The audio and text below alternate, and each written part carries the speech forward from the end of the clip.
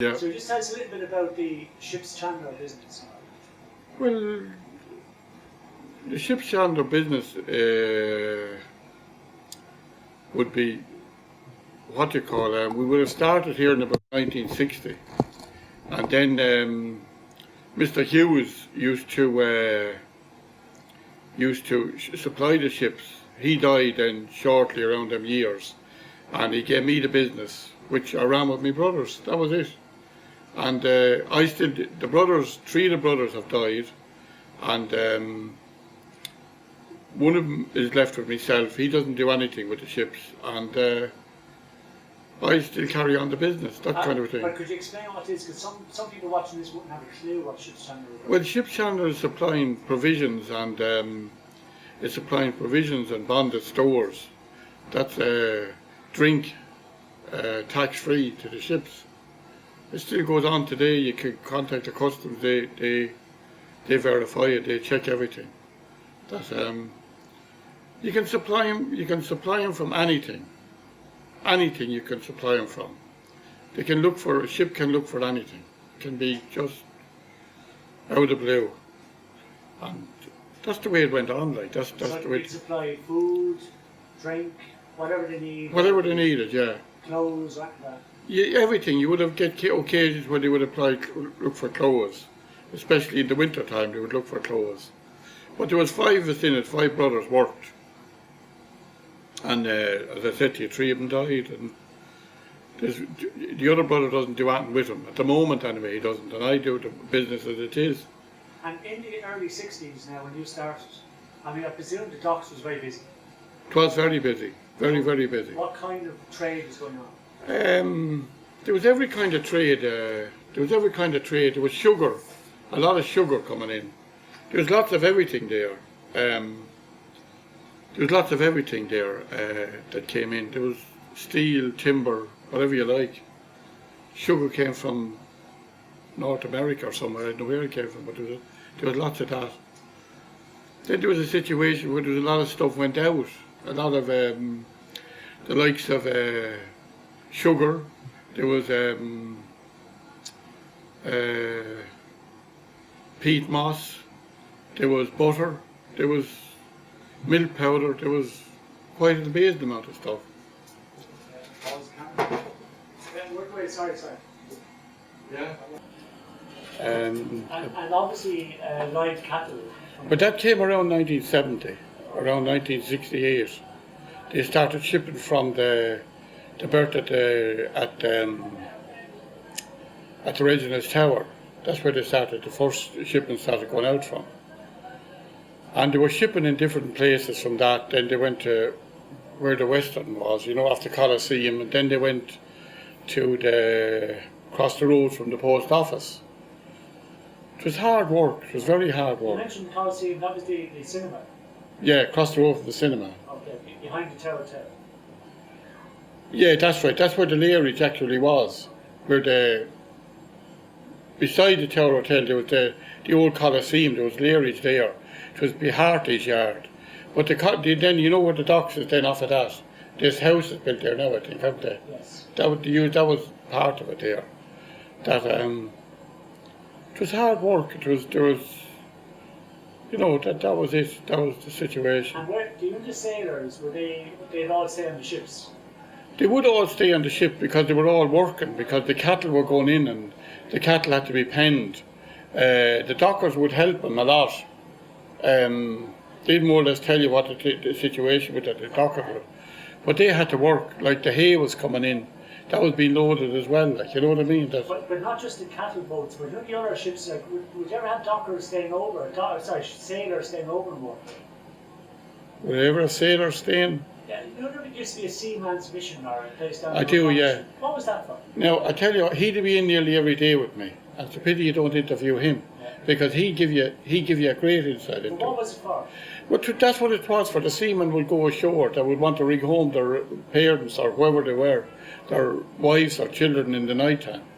That's what that was for. He actually still comes into me nearly every day. So and then he still actually visits the ships. Okay. Yeah. And then a lot of the pubs on the quay would have early houses, the early houses. That's correct, yeah. They would have early houses, yeah. That was for the dockers. And how did that work? What was the... Well, that was work good. There was no problem, like, you know what I mean? There was no problem. That was it. There was a lot of coal came in there, an awful lot of coal. The dockers would finish work at a very early time in the morning or something? Well, you might go for a drink, you know, they mightn't be working until 3 o'clock or something, you know what I mean? And it was more or less to do with the passive trade than the dockers having a drink, like, you know what I mean? That they didn't, it was there was a lot of trade around the street at that time. Like, you had ships coming in, and there could be, there was a lot of frozen meat went out. And they usually carry about 30 sailors. So they might go over to town early in the morning time and have a drink and, you know, see what the city was like. Because usually when the dockers go off, they'll be probably working then. There was a lot of frozen meat went out with the cattle. Like, I think there was 20,000 cattle went out one week. You know what I mean? That was big, like, you know what I mean? They were the man that started it all. He done everything. That's a very nice person. James person? Yeah, and Michael person, yeah, the two of them. Couldn't be nicer. And come here, just quickly, sorry, work away, pause the camera now. Yeah. It's hard work handling cattle. We're farmers ourselves as well, and I know exactly what it's like to handle the cattle. But there was mornings there they could come in. They used to originally come in from Davis's place with the cattle, and they bring them down to the Learys. Now there could be maybe 2,000 cattle go up the quay. Do you understand what I mean? That they'd hunt them down to the Learys, then they'd kind of weigh them. They bring them down to the weighbridge and weigh them, and they put them on board the ships. Cattle are not easy to handle, you know what I mean? They were exported live because of religion reasons, was it? Well, I don't know why they were exported live. It's like the customer that will come into it. They'll tell you what they want. Okay. You don't ask them what they want. You know why they're doing it, why they want it. They were exported live because they were a great men to talk. If you read that paper there, they were great men to talk. They were great men to. They were just great men. That the situation was. That they knew how to do business. Like, you know what I mean. They would go out to Gaddafi. They could stay in his tent. Charlie Hoy could go out as well with him. That they go out and stay in his tent, and they come back and they might have an order for 200,000 or 300,000 cattle. You know that's kind of missing today. It's missing today. Them people are missing. I think that's.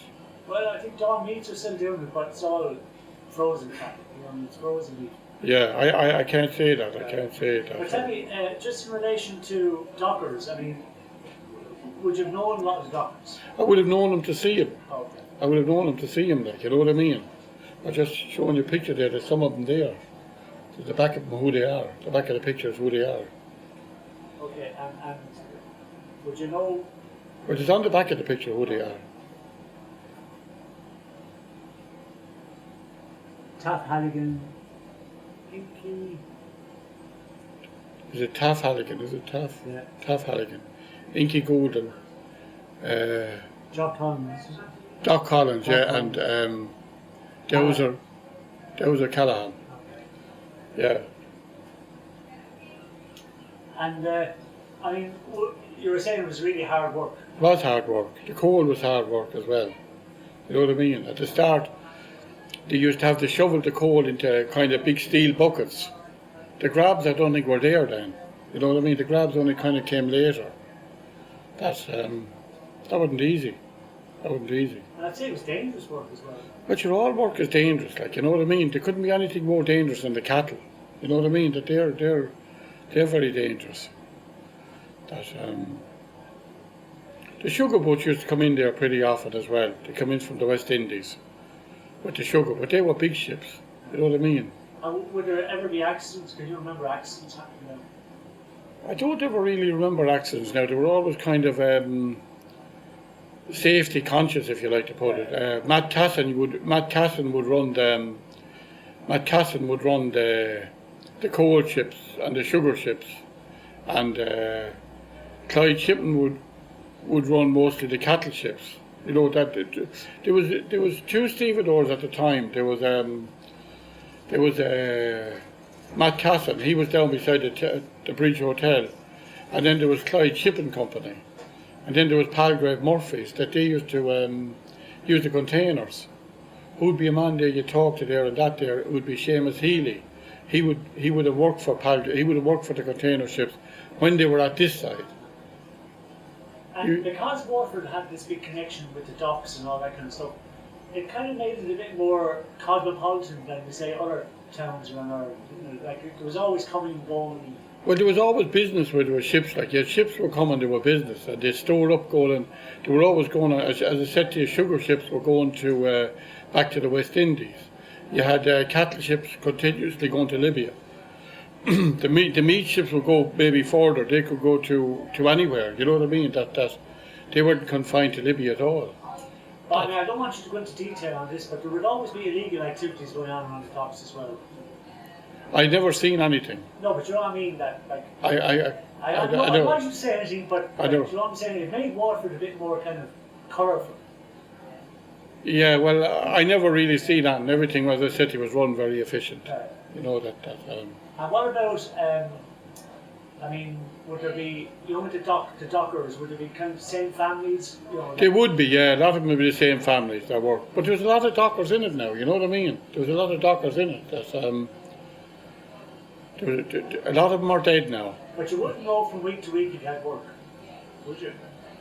You wouldn't, but I don't know from week to week if they're going to have a customer or not. Do you understand what I mean? You don't. Only date is guaranteed, like, you know what I mean? So if you're going on that line, like, you know what I mean, you back a horse and you're certain he's going to win, but he don't win, so you know that. Do you remember a time where people used to emigrate from Waterford? I do, yeah, the Great Western, yeah. Okay. And there was I think the Rockabill as well, yeah. Could you tell us a little bit about that? Well, there was only people going out on them. There was people going off on them, that was it. I remember them back in the 1950s. Some of my family went away to England on them, like, you know what I mean? They were hard ships. They were and then there was the. Where would they go from? Sorry. They go from where I was saying, off the Clyde Shipping Company there, off the. Kind of opposite Jordan. No, opposite the Coliseum. Oh, sorry. Yeah, after the Coliseum, that's where they go from. That's the situation. Then there was I think it's the Rockabill was the other one. Then she was there after the Western. But they used to take cattle as well. So they just to go to England, would they? They were just going to England, yeah. What? I think it's Birkenhead. Okay. I think that's Near what. Liverpool. I could be, yeah. I'm not sure. But the cattle and the people went together, like, you know what I mean? But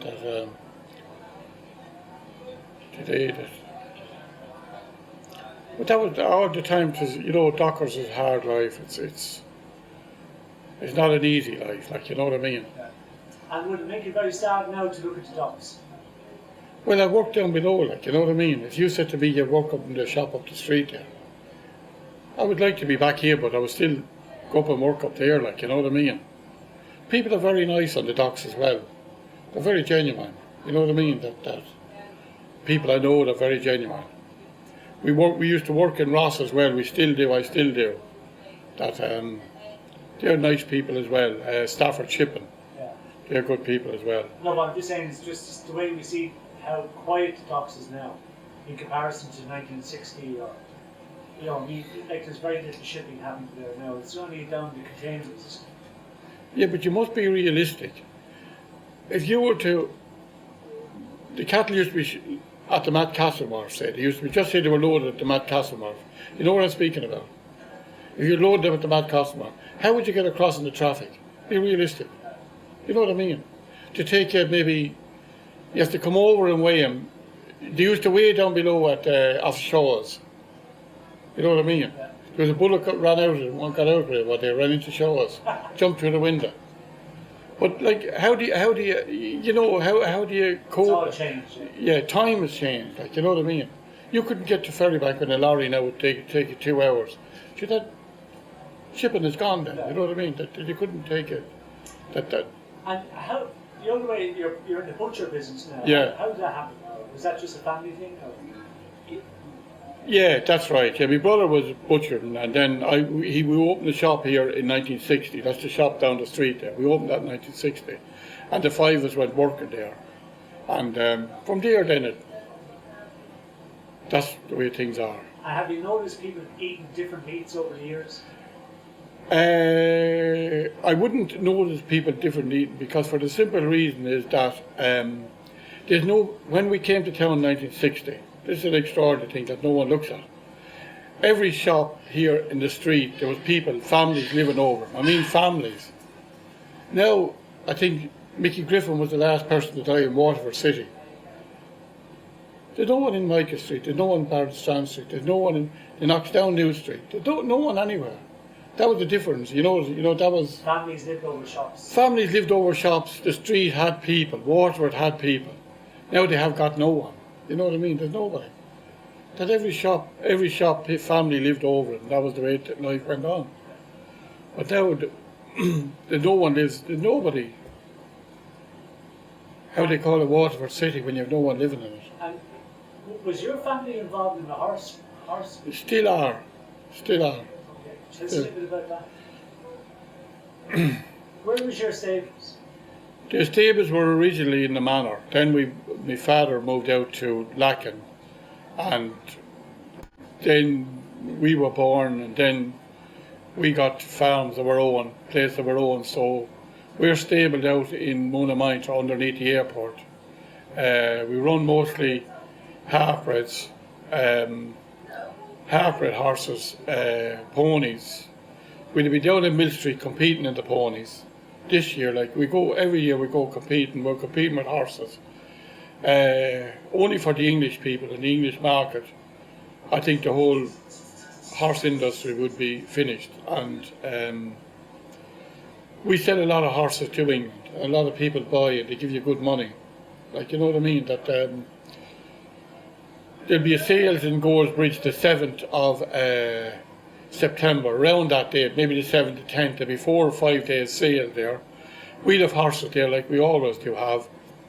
But out of the 1,000 horses that'll be sold, it will be 990 of them will go to England. And no one looks at this. No one, you know, they don't realise what's being done.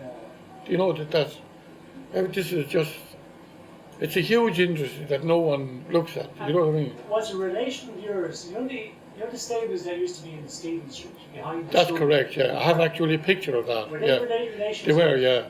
They were. And there was a famous horse came from there, wasn't there? There was, yeah. He would have been from there. They would have been from there. The wild man from Borneo. But then there was another. He won the Grand National. That's right, yeah. Then there was another stables up in Tyker. They had 5 stables. There was one out in there was one out on the Tramore Road as well, across the road from the monastery. And the one in Stephen Street, you can still see the rings on the wall. That's right. Yeah, I have pictures of that, but it was actually going. Yeah, there's actually people's descendants have worked in that, and like you know, you picture your father, your grandfather, your great, and you would see it. I've often had the pictures in the house, and people would look for it to get a copy of them or different things. But they always had the horses. They still have the horses. Would you remember? Would you race horses in Tramore? Yeah, we would have. Yeah. Okay. Yeah, we still have a couple of race horses, more or less half-breds. Race horses take a long time to come on, and you might have 6 of them and 5 of them will get killed because they're so fragile. You can't keep them on. One of the lads, the cousin, he sends a lot of horses to Germany, an awful lot of horses to Sweden. Still does in a big way, you know what I mean? And what, just to go back a little bit to Waterford and having business in Waterford, I mean, you've obviously seen a lot of changes in the city centre. I know you talked about people who used to live over the shops. Yeah, that's correct. So what other changes would you have noticed over the years? Well, the one-way streets are a change. You know what I mean? They're a change. But pedestrianisation would be a change. The people have gone out of the street. Like there was houses built in the street when we were here, in New Street. They were knocked down and there was a park put there. You know what I mean? That the youngest houses got knocked down, but the oldest ones were left. That's I don't know. They don't really encourage people to live in the city centre. Well, I don't know what to do, but they don't live in the city centre. Like the pub had a family over it. That shop there had a family over it. This shop here had a family. There's family next door. There was families all over the place. Maybe they might change and try and encourage the people back into the city. Like, you know what I mean? That you'd like to see it happening. Like, you know what I mean? They're doing that in the UK now as well. They are, yeah. How they do it, I don't know. How they go about it, I don't know. That's maybe. And what about characters when you were growing up here in Waterford? I mean, there was a lot of fellas used to be, different funny fellas around the town. Do you remember any of those characters? Well, there was an awful lot of them around the town, the likes of Martin Hunt and different crowds. But the extraordinary thing about it is no one ever kept a picture of them. Yeah. Which, there was characters of women and there was characters of fella and there was lots of things, but no one ever kept a picture. And no one. It's all in the likes of me's mind, the old people's mind, who the people were and who they weren't, but they're all gone, like, you know what I mean? So Martin Hunt, any stories about Martin? Well, I wouldn't have any stories about Martin. Martin was a character, out and out. He was an extraordinary man. He could talk, like, you know what I mean? He was. But like I think there's only one of them left, and they stabbed the rasher. He's still around. You know that, but no one have a picture. There's no gallery. There's no, which is extraordinary. That we have pictures in the gallery of everything, but we have the pictures of the characters. That's extraordinary. But that's more or less what I have to say. More or less. Well, that's fantastic. Yeah, but there's a man there would tell you about the ships. The ships.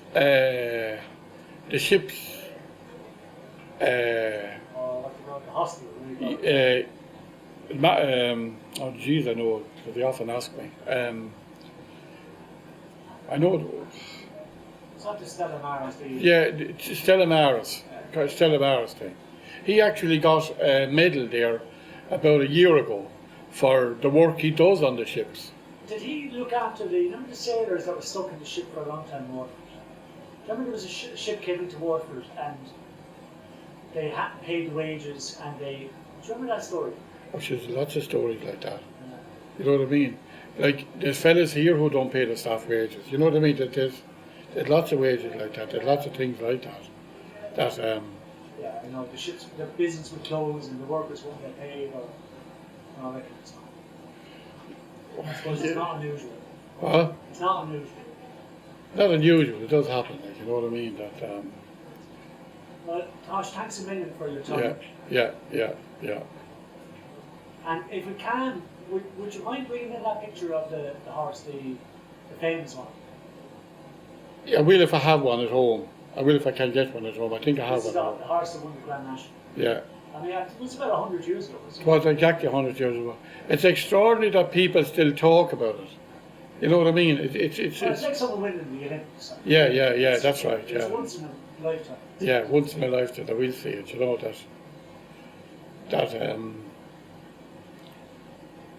I will do that. Yeah, I will do it if I can. Because we were showing Des Griffin showed us around the walls, and we were looking at the rings on the wall. Yeah. So it was obvious it was the old stables. That's right. Yeah. Well, I have the pictures of the stables, and I have the picture. There's English people there buying. That's going back 100 and odd years, and they're still buying. You know that they're still there buying. They're not appreciated for what they do. They're not appreciated for what they do.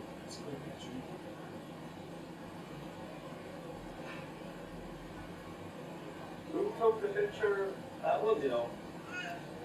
I wouldn't know that now, tell you the truth. I would have got that there over the years. And it's probably another thing too, there's actually very few pictures of doctors. Yeah, you're right there, yeah.